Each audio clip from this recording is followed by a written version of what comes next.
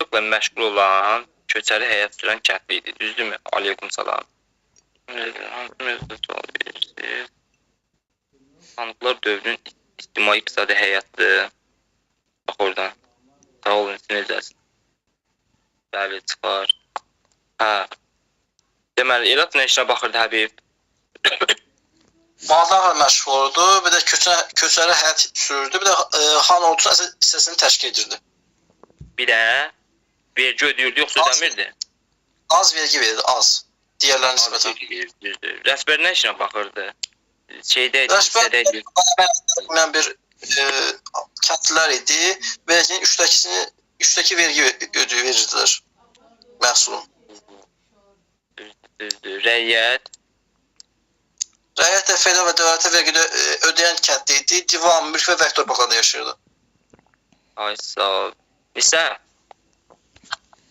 Bəli. Xan və naiblərin sərəncamını yerinə yetirən kim idi? Xanın şəhər ağsaqqalı. Şəhər ağsaqqalı. Şəhər ağsaqqalları başqa nə işlə məşğul idi? Vergi toplayırdılar. Bir də şəhərdəki məhəlləni idarə edirdilər. Ay sağ ol, düzdür. Mülki məhkəmələrə baxırdı kim? Mülki məhkəmələrə. Məhkəməyə o dövrdə vəzir baxırdı, vəkil. Mülki məhkəmə məsələsinə baxan kim idi? Həbib. Xan. Mülki məhkəmələrə ustabaşlar baxırdı. Ay sağ ol, ustabaşlar baxırdı. Yaxşı, Nisə? Bəli. Ustabaşlar başqa nə işlə məşğul idi? Sənətkar təşkilatlarına başçılıq edirdilər, inzibati maliyyə işlərinə də baxırdılar.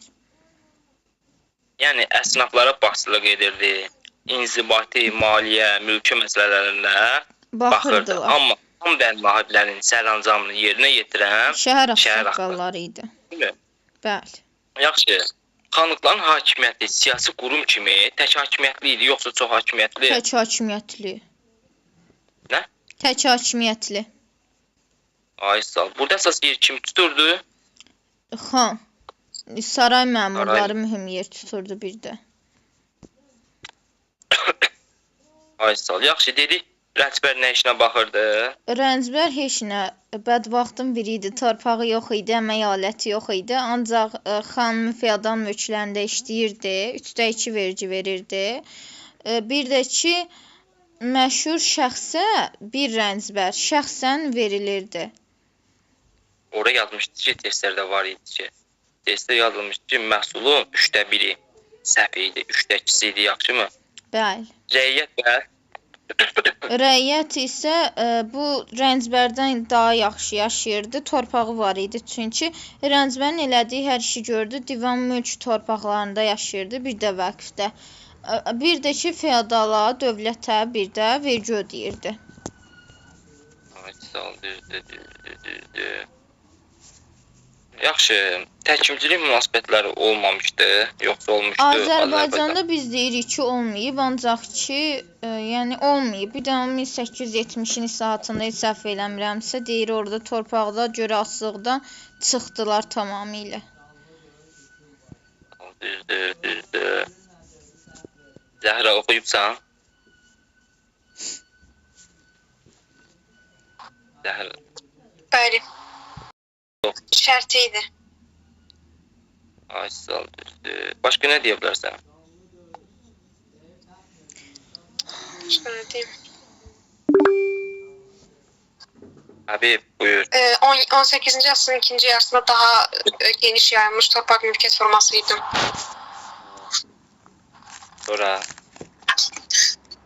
Bir də bu xanlıqlar deyir ki, şərti aktlar daşısa da artıq getdikcə isi daşıma başlayır, isi səciyyə daşıyır. Bir də xan tərəfindən üstün sənədləməyə xidmətə görəv verilirdi. Sonra, Səfəvi dövründən fərqli olaraq xanlıqlar dövründə dövlət və saray, yəni dövlət, divan, saray, xalisə torpaqları xan torpaqları adlanırdı. Xanlıqlarda vergilərin toplanması üçün xüsusi qayda var idi, yoxsa yox?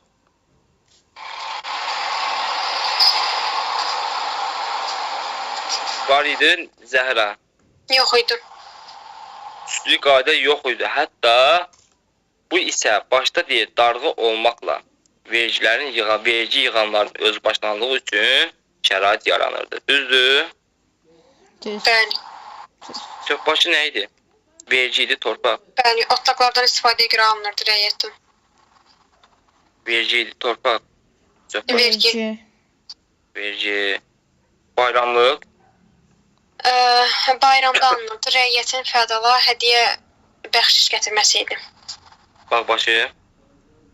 Bağbaşdakı bağlardan toplanan məhsulun 1/10 hissəsini təşkil edirdi. Söhbaşı. Otlaqlardan istifadəyə görə alınırdı. Mal cəhət. O əsas vergi növü idi. Bəzi müxtəlif xanlıqlarda məhsulun 1/10 ilə alınırdı, yaxud 1/3 arasında dəyişirdi. Mirzəyanə, kələntərlik. İnzibati idarə etmək idi. Əsas olaraq xərcləri ödəmək üçün toplanan bir vergi növü idi. İnzibati idarə etmən bir də xan dəftərxanasına olan olaraq. Necə qoşum ki, başa düşmədim. 60 anda şeydən. Oradan qoşurlar. Bir dənə bax qrupa bax, o tarix qrupunda var, oradan qoşur. Hə. Mirzəyani dedi, kələntərlik nə idi?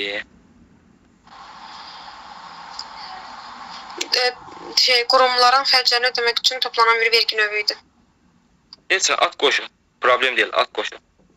Aha, düzdür. Yaxşı, getdik şeyə. Nissə. Sən növbəli idi, Həbib, yoxsa Nisəni? Fərqi yoxdur, hansı soruş?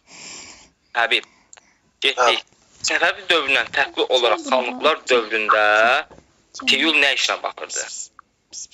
Tiyul, deyimlə, irsi səciyə daşırdı artıq həmin dövrdə. Səfəvi dövründə irsi səciyə daşımırdı, onda belə çıxırdı, yəni. Bəli. Aha, yaxşı. Gözü qurban qəbul edin bunu. Yaxşı, başqa. İrsi dedi, irsi idi. Sonra? Xanlıqlar dövründə bəyətlikdə o divan xas torpaqlar məsələsi, saray hansı torpaqlar, xan torpaqlarla tanış. Xanlıqlarda vergilərin toplanmasında xüsusi qayda var, yoxdur, yox. Yoxdur. Xüsusi qayda yox idi, düzdürmü? Hətta nə şərait yaradırdı bu? Bu darğaların özbaşınalığı. Aysal öz başlanğılığına şərait yaradırdı. Yaxşı. Tiyul torpaq haqqında nə deyə bilərsən 18-ci əsrin ikinci yarısında? Dilində şərt aktlar daşıyırdı tədricən, amma getdikcə artıq iç daşıya başlayır. Bir də bu xan tərəfindən üsül sənətlərə görə verilirdi. Aha, düzdür. Sən qoşulubsan buradan. Yox, qoşulmayıb bax. Aha, düzdür. Yaxşı. Bu dövrdə hansı torpaqlar qalmaqdaydı? Torpaq mülkiyyət forması deyirsiniz, yoxsa boş mu? Aha. Biyardan əvrəzdir. Torpaq idi, əvrəz, yox. Yaxşı. Mülk nə idi? Torpaq idi. Mülk irsi daşıyırdı. Tiyul, vəq, izma bu vaxtı qalmışdı burada. Bunlar vardı. Yəni vəq 1922 kimi davam edir.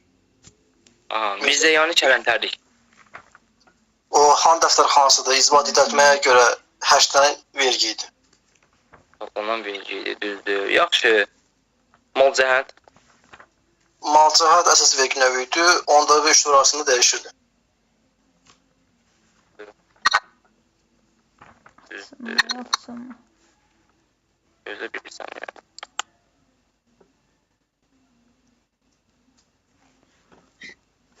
Yaxşı. Çöpbaşı. Otlardan istifadə edir. Çoban bəydən otur. Aha. Xanlıqlar dövründə mükəlləfiyyətlər. Biyar və əvrəz. Biyar. Biyar 3 gündən 6 günə, ildə 3 gündən 6 günə gedib davam edirdi. Haqqı ödənmədən görülən işlər. Əvrəz. İldə 2 gün və bütün ailədə, bütün təsərrüfatı, ailəti ilə birlikdə işləyir kənd sahibkarda. Lisə. Bəli. Mirzəyani, Kələntərlik. Kələntər, Kələntər. Xan dəftərxanasına baxırdı. Bir də ki, qurumların xərclərini ödəmək üçün vergi toplayırdı. İnzibati idarə etmədi. Digər qurumların xərclərini ödənmək üçün toplanan vergi Mirzəyani və Kələntərlikdir. Çoxbaşı oturaqdan istifadəyə görə alınırdı çobanlardan. Yəni Alcəhət. Əsas vergi növü idi, natural vergi idi.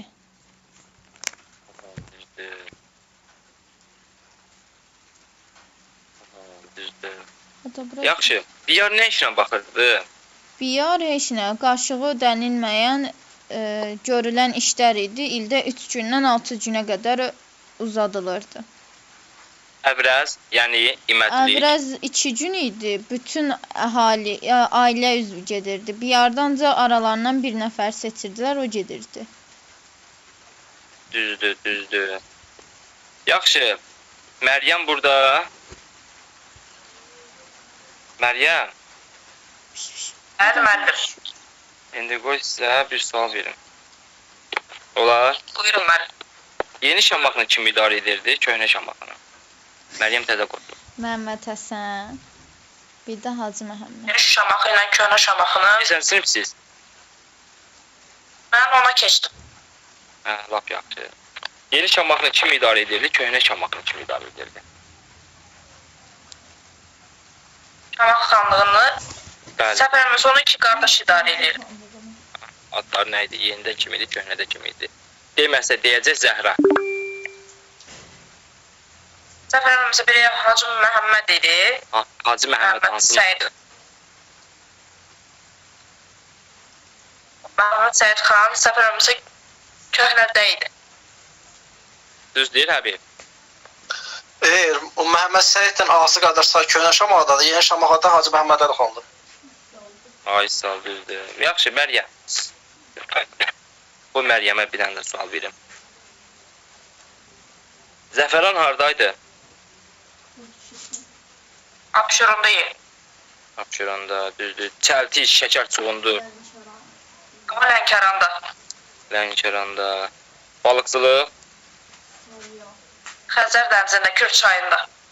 Ay sağ ol, düzdür. Burada yeni şəhərlər salmışdı. Hansı şəhərlər idi? Xanlıqlarda. Şəhərlər. Təbriz idi, Şamaxı idi, Ərdəbil idi, Dərbənd, Urmiya, Xoy, Gəncə, Pənahəbad. Bunlarla yanaşı yeni şəhərlər də var idi. Şamaxı, Quba. Şəhərlər yeni Şamaxı, Pənahəbad. Yeni Şamaxı, Şuşa, Quba. Əslində Quba burada düzgün deyil, amma Quba niyə salıblar mən bilmirəm. Yaxşı. Düzdür. Bunda dedim, düzdür. Təpəbaşı hardaydı? Hansı şəhərdəydi?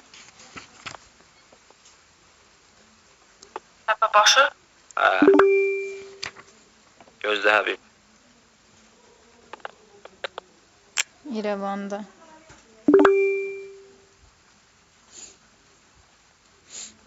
Desin Həbib. Ne? O İrəvandaydı, o 4 məhəllədən biri idi. Diqqət. Hansı məhəllələri var idi? Qala, şəhri, bir də bu Dəmir nəsə, Dəmir bulaq. Dəmir bulaq, bir də Təpəbaşı, düzdürmü? Düzdür. Bəli. Bir də orada nə var İrəvanda? 40 bulaq yaylası. İçməli su çəkilmişdi. Düzdürmü? 40 bulaq yaylasından içməli su çəkilmişdi. Doğru. Yaxşı. Amma Kür çayına oxşar ola bilər bu. 1971-dən oxşar da içməli su. İçməli su çəkilməsə oxşarlıqda o coğrafiya ilə götürülə bilər oxşarlıq kimi. Tarixdə yox. Yaxşı, Məryəm. Bəli. Qoy sənə də bir dənə sual verim. Azərbaycan ən böyük şəhərlərindən biri idi xanım. 18-ci əsrdə Azərbaycan şəhərlərindən hansı idi? Ən böyük xanlıq? Yox, 18-ci əsrdə Azərbaycanın ən böyük şəhərlərindən biri idi. Təbriz. Hansı şəhərimiz idi? Şəhərlərdən biri Pənahəbad. Təbriz. Döndü. Aysa Victoria və Albert metropoldən saxlanırdı, düzdür. İrəvan xalçaları var ya. Neçə yerə bölünürdü? 2. 32 yeri. Bakı xalçaları əsasən harada Qalan Harada? Novxanı, Maştaxadır, Qala bir də İçərişəhər olmalıdır. İçəri şəhər, Novxana, Maştağa, bir də Qalada. Düzdürmü? Bəli, düzdür. Bir də deyək Qarabağ xalçaları məktəbi əsasən Şuşada cəmləşmişdi, yadda saxla. Bu dövrdə Şuşada klassik çeşidli xalçalarla yanaşı Rusiyadan, eləcə də Avropadan məncəməyi məişət əşyalar üzərində götürülmüş naxışlarda yeni xalça hansıydı? Bağçada güllər, bulud, bir də saxçıda güllər. Saxçıda güllər, düzdür. Bulut, bir də bulut toxunurdu. Yadda saxla. Bulut, saxçada güllər, bağçada güllər. Bunlar idi. Harada? Şuşada. Yaxşı mı? Amma Bakıda Maştağa idi, Novxana, Qala, İçəri şəhərdə idi. Amma Qubada çiçək xalçası idi. Yadda saxla, yaxşı onu yaddan saxla. Ondan sonra xalçaçılıq haqqında kim məlumat verim? Herodot, Klavdi Eliyan. Sonra keçirik Zəhraya. Zəhra xanım. Bəli. Hansı müqavilə ilə və neçənci ildə Təbriz 1828 xalçaları dünyada Türkmən, İran xalçalar adı ilə tanındı?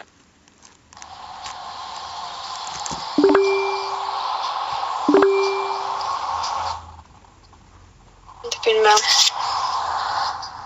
Desin qurtun. Kim idi deyən onu? De görək. 828-ci il Türkmənçay müqaviləsi. 828-ci ildə Türkmənçay müqaviləsi ilə Təbriz xalçaları dünyada İran xalçaları ilə tanındı. Ora yazır 1828 verir, 50 düz verir. Amma Türkmənçay müqaviləsi vermir, Gülüstan müqaviləsi verir. Bax, çarptırıcı testlərin cavabları budur. Diqqətli olun. Yaxşı, keçək, Zəhrada qalmışdıq lan biz dərsə. Yaxşı, Zəhra xanım. Heydər Əliyev fondu var ki, Azərbaycan Xalça Muzeyinə neçənci əsrə aid 18. Qarabağın nadir Xətai xalçasını hədiyyə etmişdi. Kəsildi. 18-ci əsrə aid. Deməli, Heydər Əliyev fondu Azərbaycan Xalça Muzeyinə 18-ci əsrə aid Qarabağın nadir Xətai xalçasını hədiyyə etmişdi. Düzdürmü? Bəli. Uzun illər harada saxlanılmışdı bu? Necə? Uzun illər harada saxlanılmışdı bu? İstanbul. Habib, buyur. İtaliya və Avstriya. İtaliya və Avstriyada saxlanılmışdı, düzdürmü? Dünyada nə saxlanılırdı? Ay, Zəhra.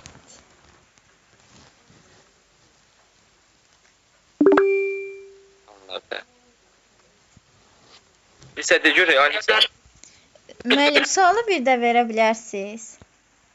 Birin haradadır? Yox, Nisə deyəcək. Nisə, Heydər Əliyev fondu Azərbaycan Xalça Muzeyinə 18-ci əsrə aid Qarabağın nadir Xətai xalçasını hədiyyə etmişdir. Düzdürmü? Bu uzun illər arada saxlanılmışdı və nə kimi tanınır? İtaliyada saxlanılmışdı. Dünyada əjdahalı kimi tanınırdı. Aysal, orta əsrlərdə bu cür xalçalar yalnız Azərbaycanda, Qarabağ və Şirvanda toxunurdu. İpək yolu ilə də İstanbula, İslam Əsərləri Muzeyinə göndərilirdi. Hazırda da Qobustan da adlandırırlar bu xalçanı. Zəhranı başa düşmək olar. Yaxşı, bu çərçivəni istəyir. Bu Zəhranı başa düşmək olar. Bu sizə hər saatlıq düşməz. Zəhra bizə desin ki, bağçada güllər, saxsada güllər, bulud, harada toxunulurdu? Zəhra.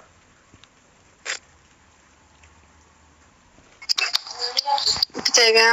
Bağçada güllər, saxsı da güllər dedisə. Bir Şuşada dəfə. Necə? Zəhra, Təbriz xalçalar dünyada İran xalçaları kimi tanındı? Neçənci ildə? 19-cu əsrdə. Neçənci ildə? Hansı müqavilə ilə? 1828 Türkmənçay. 1828 Türkmənçay müqaviləsi ilə tanınmağa başlamışdı. Düzdür. Yaxşı. Qala, Lovxana haradaydı? Bakıda. Hansı xalçalardı burada saxlanırdı? Toxuyurdular yəni. Qalada, Lovxanada. Arxasını demirəm, arxasını deyən kimi biləsən. Aynen, deyim. Mədəniyyətin zəif. Zəhra sənin. Qala, Lovxana, Maştağada, Sərşəhərdə, Bakı xalçaları. Yadına düşdü? Yaxşı. Qovlu və qovsuz növlərə bölünürdü.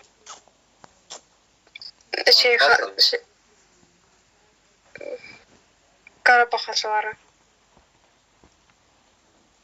Qovlu və qovsuz növlərə bölünürdü İrəvan xalçaları. Götürmək olar. Bəli. Xalçaçılıq haqqında kim məlumat vermişdi ay Zəhra? Herodot, Klavdiya. Xalçaçılıq haqqında biri şeydi, Herodot idi, biri də Klavdi Elian idi, bir də Font idi, Ksenofont. Düzdür. Pis xalçaları haradaydı? Harada saxlanırdı bir də? Ha, Qubanın xalçaları idi onlar.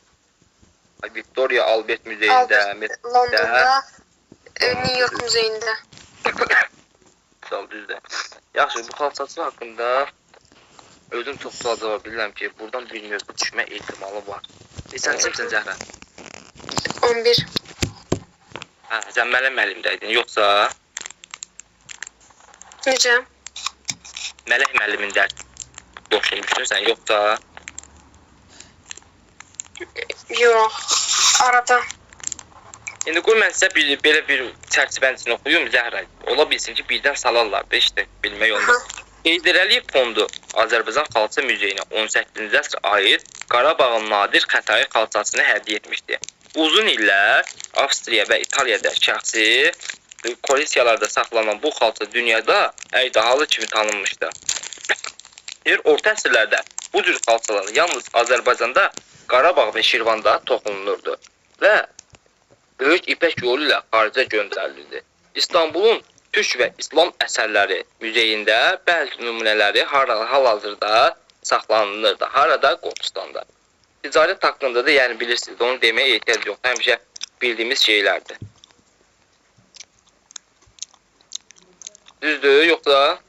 Bəli, bəli. Yaxşı. Getdi, Nisəni bayaqdan danışdırmırdı. Keçəcək Nisəyə, sonra da keçəcək şeyə.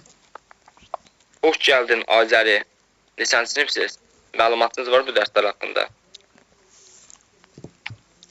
Xeyr, bu dərslər haqqında məlumatım yoxdur. Sadəcə elə belə baxmağa qulaq asıram. Sinifsiz?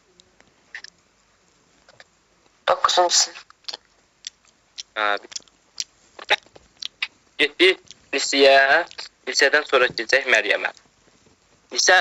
Bəli. Təhsil 18-ci əsrdə necə idi? Nə deyə bilərsən? Elə bir sən düşüb ki, 18-ci əsrdə təhsil haqqında məlumat vermə. Nə məlumatlar yazırsan? Elə bir sənə şey kimi verib, açıq tipli sual verir. Nə yazarsan? Yazaram ki, mənfi təsir göstərirdi. Feodal ara çəkişmələri, feodal dağınıqlığı dövrü idi. Təhsilə aid vəqf torpaqları feodallar tərəfindən tutulurdu. O dövrdə dini təhsil verdilər. Ona görə vəqf torpağı idi. Dövlətin olmamışdı. Dövlət də yox idi. Maarifə də diqqət göstərilmirdi yetərincə. Ona görə də yer süpürürdü təhsil. 18-ci əsrdə məktəblər, məscidlər və şəxsi evlərdə fəaliyyət göstərirdilər. Təlim təhsil məsələlərinə də din xadimləri rəhbərlik eləyirdi. Əsas vəsait kimi Qurandan istifadə edirdilər. Şuşada Vaqif, Qazaxda da Vidadi məktəb var idi. Hüsnxətə malik olmaq üçün orada xüsusi təlimlər keçirdilər. Sonra oranı bitirənlər də şəhadətnamə alırdılar. Bir də ki, vəqf torpaqlarından da əldə edilən gəlir saxlanılırdı. Əldə edilən gəlir hesabına saxlanılırdı onların təhsil haqqı. Bu dövrdə Ərdəbildəki Şeyx Səfi kitabxanası öz şöhrətini qoruyub saxladı. Bəli. Bəli o? Bəli, düzdür. Yaxşı. O bircə dənə orada yadınızda saxlayın ki, mənfi təsir göstərdi. Bax, mənfi təsir göstərdi. Bir də Şuşada Vaqif, Qazaxda Vidadi məktəb var idi. O təhsildə çox da düşəsiz idi. Yaxşı. Elm haqqında nə deyə bilərsin, Anisə? Elmdə coğrafiyaçı var idi o dövrdə, Hacı Zeynalabdin Şirvani. Bir də Hacı Məhəmmədəli Şirvani vardı. Tarixçi Əbdülrəzzaq Dümbuli idi. Dümbuli də Qacarlar dövlətinin hökmdarı şeydir, Baba Şah ya da Fətəli Şahın. Fətəli Şahın ondan bəhs eləyirdi. Yəni onun dövründən bəhs edən əsər yazmışdı. Məsairi Sultaniyə, yəni Sultan abidələri əsəri idi. Sonra 18-in sonu 19-un əvvəlində şərqdə təzədən hadisələr baş verir. Qarabağ, Gəncə, Şəki, Bakı, Lənkəranda bu xanlıqlar haqqında məlumatlar yazılır. Hacı Çələbinin də dövründə baş verən hadisələri Nəbi yazmışdı əsərlərində. Xoş gəldin Azər, buyur, nəsə deməksən? Deyirlər, ümumi tarixdən olan mədəniyyət mövzuları imtahana düşmür, düzdür o?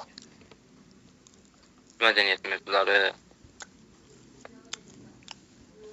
Ümumi tarixdən mədəniyyət mövzuları. Düşmür ki.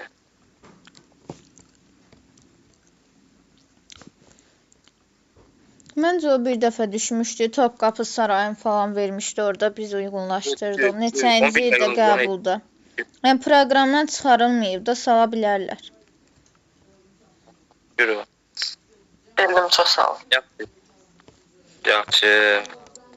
Yaxşı. Desin Məryəm. Elm haqqında Məryəm danışır, sən qulaq asıram mən. Təhsil haqqında danışım. Elm haqqında danış.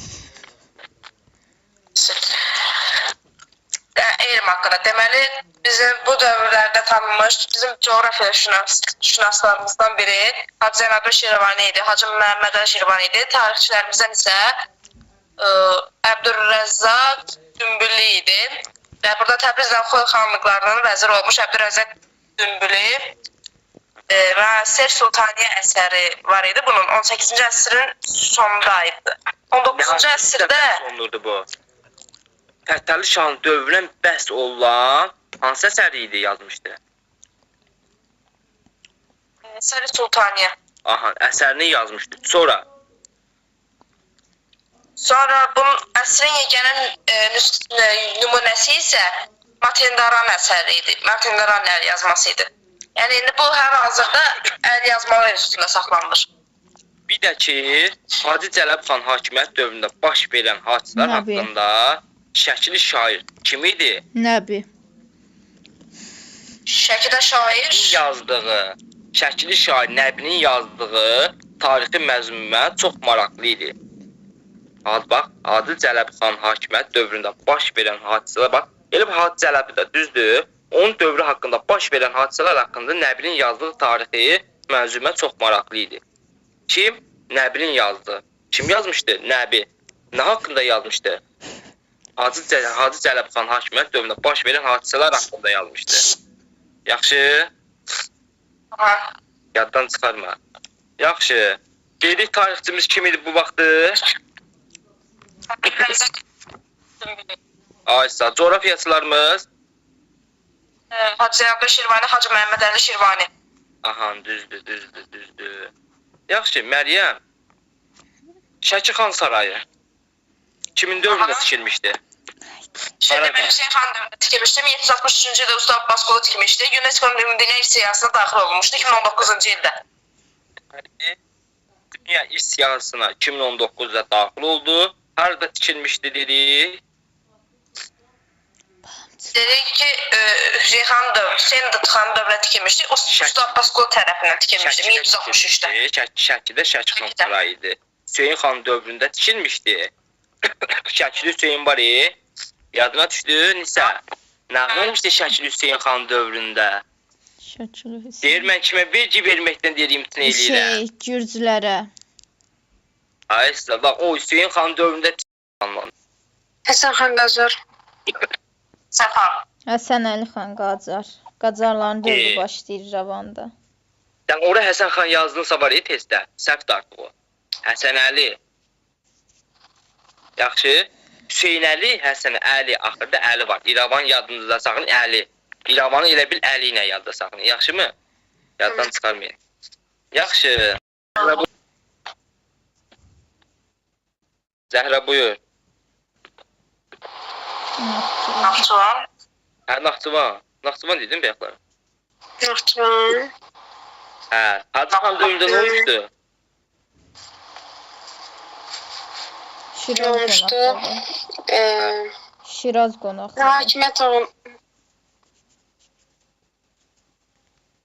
Onun dövründə nə olmuşdu Hacı xanın dövründə? Şirazlı Xanlığı, vəzifə Kərim xan Zətdən, Naxçıvan xanlığı, Kərim xan Zətdən asılı vəziyyətə düşdü Hacı xan dövründə. Sonra o İrəvan, Qarabağ xanlıqları və Gürcü zarları Naxçıvanda xanlıq taxtına özlərinə münasib adamları çıxartdılar. Niyə belə çətindir bu? Hətta hakimiyyət uğrunda mübarizə gücləndi. Səhvdir, yoxsa düzdür? Bu kimdir? Hacı xan. Bu xan harada xan idi? Naxçıvanda. Çox çətindir, demə. Dəhşət. Zəhra, Bəli. Kəlbəli xan haradaydı? O da Naxçıvandaydı. Kəlbəti. Hakimiyyətlərini demənə. 1787-1820-ci illərdə hakimiyyət olub. Deməli, Naxçıvana gələndə qısa müddət ərzində sabitlik yaranıb. Bəli. Necə? Sən bizə bir sual verim Zəhra. Tamam. 1784-1805 kimin hakimiyyətlərdi? 1784-1805 1784-1805 kimin hakimiyyətlərdi? Məhəmməd Hüseyin xan. Aysa. Yaxşı, Zəhra 1787-1820 kimin hakimiyyətlərdi? Məhəmməd xan. Kəlbəli xan. Kəlbəli xan. Naxçıvan xanı Kəlbəli. Sonunda Naxçıvan xanı deyərdim. Zəhra, deməli Kəlbəli xan dövrü 1787-1820-ci illərdə əhatə edirdi, düzdür? Onun dövrü Kəlbəli xan dövründə hansı hadisə baş verir? Dedik Hacı Ələbin dövründə xanlıq Kərim xan zatdan asılı vəziyyətə düşdü. Özlərinə münasib adamları taxta gətirdilər. Hakimiyyət uğrunda mübarizə gücləndi. Bu Hacı xan dövründədir, Naxçıvan xanı. Və Naxçıvan xanı Kəlbəli xan 1787-1820-ci ildə hakimiyyətdə olmuşdu. Və onun dövründə hansı hadisə baş vermişdi? Bir dənə zəhmət olmasa deyil. Qısa müddət ərzində sabitlik yaranıb, amma Qacarlardan asılı vəziyyətə düşüb 1795-97-ci illərdə. Sonra Rusiya İrəvan Naxçıvan xanlıqlarını işğal edib 1827-də. Bir il sonra da ləğv edib yerində erməni vilayəti yaradıb. Qısa müddət ərzində sabitlik yaratsa da, bax, qısa müddətdə sabitlik yaratsa da Qacarlar dövlətinin hücumuna məruz qalır. Qacarlar dövləti 1795-ci ildə olur. Naxçıvanda sərt müqavimətə rast gəlir. Qacarlar rast gəldi. Və 97-ci ildə Kəlbəli xan Qacarın hakimiyyətini qəbul edir. 97-də. 2002-ci yürüşdə də Ağa Məhəmmədin birinci yürüşündə yürüş edir Naxçıvana. Naxçıvanda sərt müqavimətə rast gəlir axı. Bəli. İkinci yürüşdə də nə arır? Qiymətli hədiyələrinə gedir onun hüzuruna qəbul edir də. Deyir, mən sən hakimiyyətini qəbul edirəm. Yadına düşdü. Bunun hamısı Kəlbəli xan dövrüdür. 1787-1820. Yadda saxla. Yadında qalmırsa belə Ağa Məhəmmədlə yadda saxla. Sənin Kəlbəli xan dövrünü versə, sənə Ağa Məhəmməddir.